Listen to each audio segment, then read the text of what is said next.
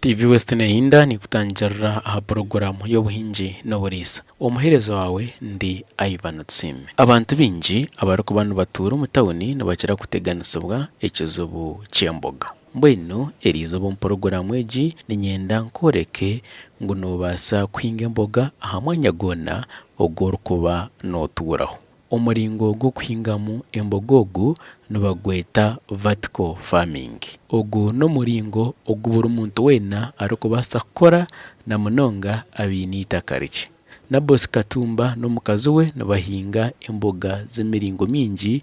Famu yaabo ni Namo Mixed Farm neshangwa omu Rubeho, Masha, Isingiro. Mbandize kubuuza Naboth aha bwenki bakunzire kuhinga emboga omu muringo ogu. Farming egi tukagitandika akari enshonga y'omukyara wanje akayine obuzibu bw'eshagama. Eshagama yari nkye kwihagiye omu irwaro batugya twetaaga kurya greens, kandi greens ziri expensive. Kugira ngo tubaase kufuna greens oshanga nobaasa kuzigura konka kandi expenditure nayo yaba munonga ey'amaani. Twasharamu oguma ntugura mpora konka niija naaza kakiika mbarra nariyo munywani wanje akuzihinga nakyadimayaringa natandika mpora mpora okuhinga omu budeeyo bwa buriijo. Kunahirize twatandika kwihamu ez'okurya zaaba nyingi, eventually twagira tubaase kugikora na business. So twatandika kuguza. Twatandikire omu budeeyo bukye twareeba ngu obudeeyo bukye niburahuka kukura juba. Amagezi ago gatandika kweyongyera. Tukakitandika 2012 konka twakiteeka on large scale. 2015 twakiteeka on large scale kakye konka kandi aho emirimo endiijo yaba enkwase tinabaasa kukyemariramu. So konka it was our dream kugira tubaase kukye-expandinga, and again tukora mwanya mukye akuba turi omu tawuni. Twagamba Rubeho ningashi Isingiro tugambere hari munonga omu kyaro kureke ya hihi na Katete. So ni hihi kugira ngo tubaase kubitwara omu tawuni, kandi emyanya kubera mikye ntuba ntwetaaga kuhinjiramu ebintu bingi. Twasharamu kukora vertical farming. So twariho obudeeya nibukye nibubaasa kukura juba, twaprefaringa kose ebiveera ebi tukuhinga mwanya mukye konka tuhinga ebintu bingi munonga. Naboth, mbwenu shi emisiri egi noogyombeka ota? Vertical farming n'okuhinga orugarika haiguru. Obwingi nituhinga turugarika hansi kandi nooyetaaga omwanya muhango kuteekaho ebintu bingi. Konka hatariho system egi y'okuhinga noogariza haiguru kuri abantu bakwombeka za flats kanyina. So niyo system ei twatandikire kugira ngu nk'oku tukuba ntuhingira omu kadeeya oteekamu ebintu bingi konka abo kugira ngu bukura juba twasharamu kukozesa ebiveera tukusibe nati tubaasa kubisiba bigarika haiguru niwe kweshariramu aho kwenda kukoma. So itu nitukora 7 steps aha konka with the time tuza kwongereyo oshange turi even in 10 steps. Kuhangusya omwanya kwongyera kateekamu kandi okihamu ebintu bingi. Ogwo omusiri okungwombeka ningura ebiveera bya DPC ebihango ebigumire biine enjawulo, hiine ebigumire ebibakwombekyesa. Then ngura n'endati ngyenda ninkora measurements kurugira ahi nkwenda kuteeka na munonga 1 meter, those are 3 feet by 3. Then ntandika nkisiba, nahiza kukishara nkisiba, nkyeza kukisiba ntandika nteekamu itaka. Mbanza mixing itaka na manure, kyeza kuri mixinga kahubeemwe itaka. Ningashi hariho system y'okubaasa kukora waherize waba otiine Masha, waba otiine buhunguru bw'obume, waba otiine Masha g'empunu, hariho ebijimusi ebindi by'okubaasa kukozesa. Hariho NPK na DAP byo noobimixinga, noobigura omu maduuka obimixinga. Waherize kubyara oguma noogura noobwetooroozaho obujuma obwo. Kw'okushukaho amaizi buhwerera buza omu itaka bukora nk'ekijimusa. Konka aha so far tubiire nitukozesa Amasha g'ente, Amasha g'empunu, g'obume, g'enkoko, entitiri. So those are quite bad ezikuba nitukozesa. So oshanga manure ntumixinga kandi bibaasa kuragya. Okukyombeka ekintu eki ntutandika n'ekipapura, twombeka ekipapura tukiteeka hansi, then oteekamu itaka. Kokuheza kuteekamu itaka oreebeka ngu ryafitinga mugye wariima taryabaasa kunywera mugye. Then ryaheza kunyweramu omwo oteekaho step endiijo. Nobanza oyetooroozamu obuti kugira ngu orekemu gap omu rubaju aho orabaase kwija kuteeka ebimera byawe. then otekaho step endijo nayo garuka oteka mu itaka okweza kuteka mu itaka ogaruka otekaho step endijo otiriho buti kugira bukitangire obuildinga kwika level yo kwenda obyara okeza kubyara otakabyire nobanza oshukyeramu amizi kugira ngo habase kworoba then okeza otandika kutekamu ensigwe zo kuba oyine akuba noyine bed oyiho mu bed otandika kubyara kokweza kubyara oshukyerera ebintu byabimera.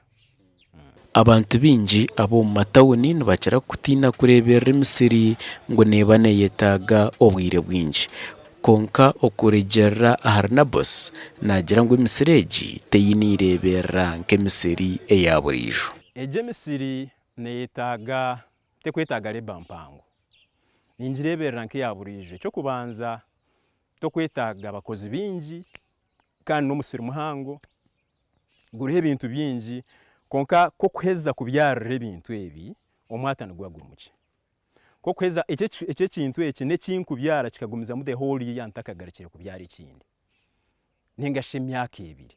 Ekinkora ninkwata akati ntaburatabura mu itaka nkyeza kuryimusya nshukiremu amizi ngaruka mbyara. So endeberera yayo tegumire munonga buri muntu nabasa kukireberera akuba nikitwara obwire buke munonga. So kandi omwata gwa gutari mwingi oyarire so leba neba etari amani. Ekindi mu ndeberera yabyo no kurebuka ngu of course wabishukyerera gwaba gutari bwire bwenjura wabishukyerera kugira ngo bisigare nibikura kandi bikura speed no kureba ngu wabifunira omubazi on weekly basis buri week no basa kufuhirira omubazi akwa otafuhirira obukoko nibirumba kandi hagira akakoko akatera nabwo wabasa kumanya wamanya ngu niketaga omubazi ogwo waba orabire mu ba farmers nonja kwega ningashiko kuza mu maduka yibaguze embazi bakoreka ngweje ndwara nebasibwa kwiwa omubazi ogwo.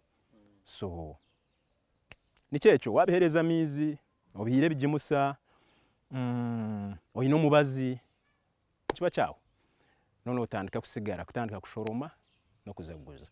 Naboth nahinga green pepper, sukuma wiki, marakwanga, spinach, enyanya hamwe n'ebindi. Haza muburize aha bwenki yakunzire kuba nibyo yahinga. Mbe naronzire nkaronda abo kubanye no mwanya muke ningashi nyenda mpingire ebintu bingi kandi nyenda mpinge every season mbe nyeneho products aha so nka preferring ebintu ebyakuba nibasa kutekaho kumara obwire buringwa. Sukuma wiki nebasa kwereza emboga kumara n'emyaka 2 oruguma noshoromaho on weekly basis buri week noshoromaho noguza buri week noshoromaho noguza. Green pepper nico kimwe nebasa kwereza pepeji kumara umwaka kurugiro ko kuba nogirebera eyine bigimusa eyine amizi oyine omubazi then noguma noshoromaho buri week. Marakwanga nakyo n'ekiti cyo kubasa kutera kandi ukabasa kutwara ubwire buringwa oruguma noshoromaho. Nkanye na spinach nayo n'emboga yo kubasa kutwara ubwire buringwa orukushoromaho. Tinka ko kureba za cabbage no gitwara season ogihamu ocheza kugiyamu itaga kutera mu ndijo konka plan yanje hano kugira ngo buri season oho mushana ombonjura tubento basa kufuna emboga zitwa supplying. Ahabo kugira ngo nateganisibwa ecyanda akatandika kurundana amizi ekiturukweta water harvest akombeka enju ezarukwiyaho amizi otireho nago agaru kurundanira omuzatanka kubiko bwire bwe cyanda challenge by the challenge zitwino mukinga ni challenge ya mizi. Rero umuntu wano preparing kwinga no itaga gira plan ya mizi hatakabire ekindi wabo initaka then gira plan ya mizi akwibi gimuse byangu kubasa kufuna konka kandi amizi umushana gwo kutera kwa affecting munonga. So tuka planninga kujareka tubase kufuna water tanks tuatandika na water tanks 2 okugira ngo tubase ku harvestinga amizi kandi nindeba ngu rain water ninungi munonga akwa netara mu emibazi yo kubasa kuganzya kwita ebimerebe. So to harvesting amizi genjura tuija to affected by dry season last year twasharamu kugira tuongere to expanding a capacity ya mizi. So ekyecho kyaturetera kombeka izindi tanks 2 izikutimba then tukabasa ku harvesting more water kana plan zitu tuongera ha mizi akomusere ngo yongera kwangwa ayigura yongere kuhanguha nto turayongere kugira amizi kugira ngo mu dry season akubona ngo twantufuna sente munonga ebintu production eberinche demand ne iriya higuru so ebintu mu katare kwibutwaramu bibone bigendera kimwe.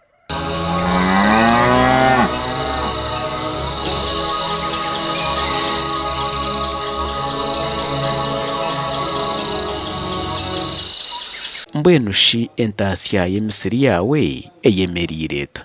Ebintu ebi nibitasya akuba ko kutandika na ebintu ebiche bikuyamba munonga na munonga nka sukuma wiki watandika na spinach. Ebi nebintu bikuretera sente omu myezi ebiri okatandika ku harvesting. So omu myezi ebiri watandika ku harvesting n'otandika kufuna sente. Kandi ekyeki omu green pepper every week nimba ninshoza mu enshaho emwe ninga emwe necweka kurugenzi kuba nyine. Then enshaho mbiri w'omushamba ngiguze emitwaro 20 aha mitwaro 17 kurugirira akataro kari. Then zazirwa from enshaho emwe necweka mba nindumba emitwaro 30. Then ko kuteka sukuma wiki nimba ninshoroma sukuma wiki kwasa kwiko emitwaro 8 aha mitwaro 10 aha buri wiki. Then oteka mara kwanga ejo tinka gishoromere munonga kubana bwendi onyonja kugitera. Then na coil buds iziturukutunga ntuguza amahuri 1 tray ntugiguza mutwaro gumwe necweka ntumbija babyakira aha kandi ibintu bitwara mu katare. So ahita kutwara mu supermarkets ushanga ngo buru wika kwana wendi onyonja ku expandinga mbasati isikufuna emitwaro 5 each tray nibasa kuya mu trays nkisha to trays ina ohireho okuhinga Naboth nagumizamu arisa enyonyi z'entitiri obwa hati oburu kumuhereza amahuri haza tray y'amahuri naba nagiguza omutwaro gumwe n'icweka. Naboth reka tumanye ahabwe ncyo wagumizemu okatunga entitiri. Entitiri nibaziyete entitiri omuri nyankore kwa iyo birds nibaziyete entitiri yabwe kinazikunzira akuba umucyara wanje akije yarwara mu covid. Yaruye covid yaba kubi munonga yaba ebahabi yaba affected. So kuna bene kwa research ya internet indukureshi kubasa kumuyamba. While birds nkana zirebireho abantu bakuzitunga bagamba himigasho yazo bajanzi yamba munonga respiratory system. So respiratory system and ncho cyabeche niyo biye ryobuzugwe munonga to preferring areka tubutandike. Tuatangire kubutunga yatandika kosa mahurago. Yatandika kubaje yatandika kukira actually ninjuka kazombashaho bambuza ebironde byabe byombe habe kakizibwa ki akwimbaze bamba ko seke yanjire konka kubaje yo batandika kurebe nkojo ombe hahabye. Then twamanya ngo namahura wakana akigagwa takagatunjire twahirize twatandika kubutunga kugira base kukiriza kimwe byone byombe habe. So akakiri na system akadeveloping asthma abo buzugwe baha yakiri aha system yo kozesa inhaler. So konka yatanchiye ko somba zogu obuhuri ari kubumera every day bwatandika kumuyamba okukiza ebahabye yatandika kwisyaje yatandika okumuyamba okugira ngo yatandika kukira inhera yatandika kugirigaho ombwire bwenjura akaba affected no mushonga naza gumo munju ahantu ari kutagata konka kandi hati nombwire bwenjura nana basakwe korebe. Ekindi nibuyamba diabetes, managing diabetes, allergy, managing nibuyamba boosting immunity, abasirikare b'umubiri, so mbongera proteins, so n'abana bokushinya abana bato munonga mbayamba, so bwine migasho myingi munonga. So tukabutunga bukujya base kuyamba family eventually twatandika gukora mu business. Akone binje bakubwenda nibije babwiha kandi ubuntu tutwara mu supermarkets. Abantu abakwetorire hino kuba yambere kurabera omukhinga munonga aha tukateka hona no mudara go kubasaguze ibintu ebi abantu mbija tubahereze emboga akakabira katare ahiba kwija bakagura ntuhinga n'enyanya by the way nshinga n'enyanya no kugira ngo tutwashangaza hundubira hati ngo katuri ntuteka mwezindi.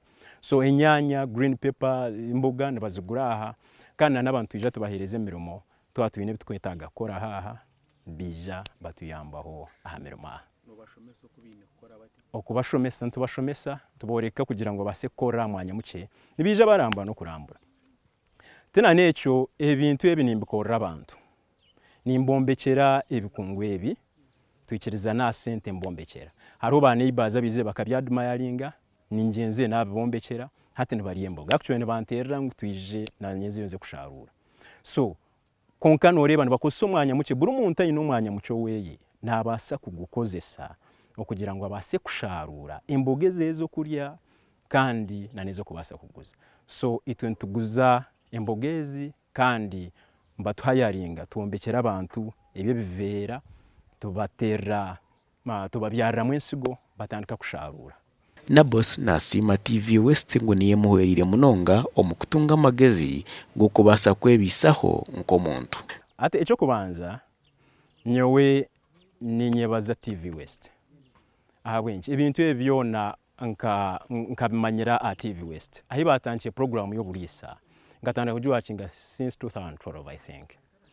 Kuyihobwe naba inspired kuri abantu kuba abire ne bahinga kandi bari bafuna mu income. Nkani nkozesebwa nagira ngo nanye my dream is to be self-employed.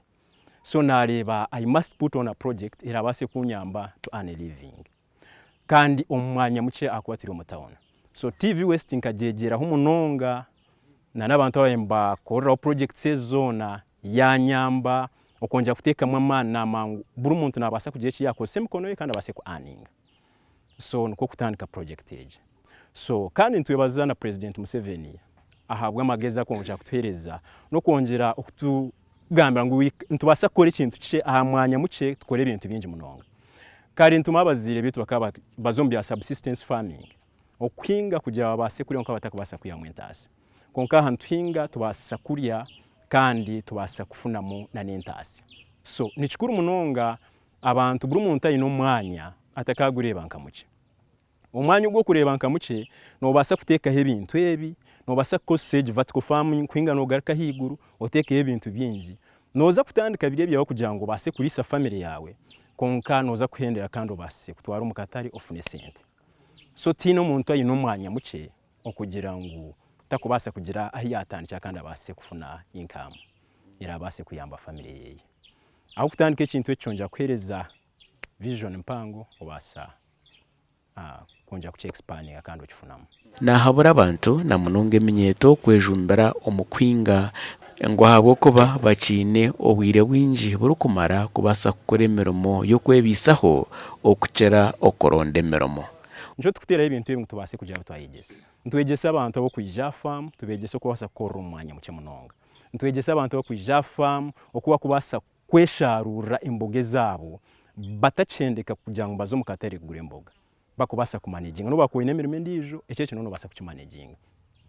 So abantu bona nintero umurange eminyeto tekwenda kora na munonge ebine bireba nk'ebintu byo bucafu munonga. Konke ebintu byo bucafu ebintu byo birumusente. Hakuba ebine ebintu abantu bakwetaga akatari kariyo ito tukadebisaga bintu ntirizo twina akatari konka abantu kwa kuteka ngo tibiri musente ninga shingu n'emirimo y'emicafu twakuza kufuna munonga. So bejumbire umukwinga bejumbire umukurisa buri umuntu ayina kataka abase utilizinga for commercial farming n'ekigendo cyo kugira ngo abase kufuna musente zibase kumpushinga kandi eminyete takagize na vunanizwa munonga icyo kintu cy'enjoying hakuba aho koma okuonja kufuna musente omuntu koma ku investinga in other businesses so shanga wabase kufuna income kandi abase kuyamba kutambuza obulamu. Omuhereza nabandi Tusiimea erizoba twareba Naboth Katumba orukora emirimo ye omuribeho Masha Isingiro kandi twareba ngo murimogu niwe no basa kugukora tikirukumanyisa ngo kuhinga no yetaga itaka ryinji wapi aha kuba wareba Naboth nakoresa itaka rice eriyayine kandi akoraho ebintu bihango emboga za rukinga waza kureba zikabire ziri ahitaka rukingana hikemwe konka abasize kuzita ahitaka rice arukoresa omuringo gwa vertical farming niwe ninyesiga erizoba yinecho wayega kurabera program eji kankwendeze okurara kurungi tureba n'urwa kabiri rukwija eshanu zuzumwe TV ni yemwe bye bye.